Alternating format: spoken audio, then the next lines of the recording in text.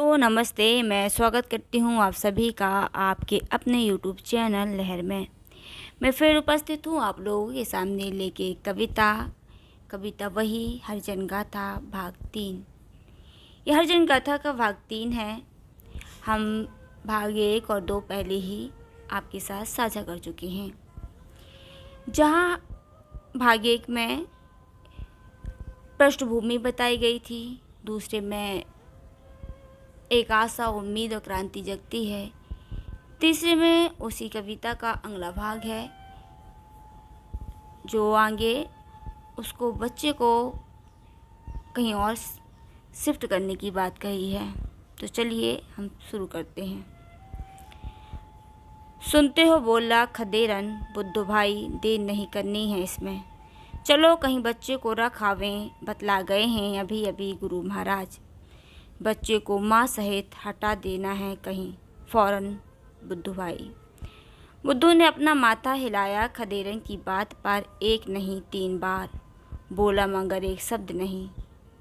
व्याप रही थी गंभीरता चेहरे पर, था भी तो वही उम्र में बड़ा, 70-80 से कभी कम ना रहा होगा।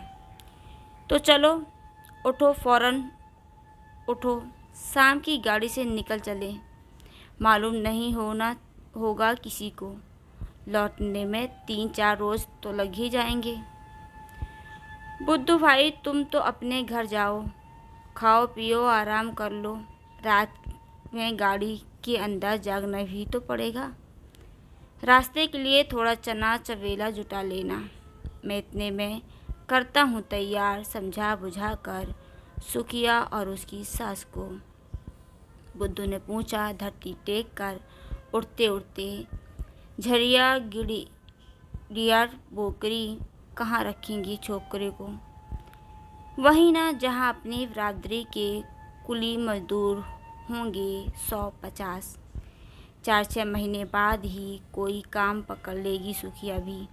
और फिर अपने आप से धीमे आवाज़ में कहने लगा बुद्धू, छोकरे का बदनसीब तो देखो, माँ के पेट में था तभी इसका बाप भी झोंक दिया गया उसी आग में, बेचारी सुखिया जैसे तैसे पाल ही लेगी इसको, मैं तो इसे साल साल देख आया करूँगा जब तक है चलते फिरने की ताकत चोले में, तो क्या आगे भी इसी कलुए के लिए भेजते रहेंगे खर्ची गुरु महाराज। बढ़ाया बुद्धू अपने छप्पर की तरफ, नाचते रहे, लेकिन माथे के अंदर गुरु महाराज के मुंह से निकले हुए हथियारों के नाम और आकार प्रकार, खुरकी, भाला, गड़ास, बम, तलवार, तलवार, बम, गड़ास, भाला, खुरपी। इसी के साथ मैं लेती हूँ आप सभी से विदा। हम फिर मिलेंगे किसी नई कविता या कहानी के साथ। आशा करती हूँ आप सभी को ये कविता पसंद आई हो। तब तक अपना ख्याल रखिए, खुश रहिए, स्वस्थ रहिए। जय हिंद, जय भारती।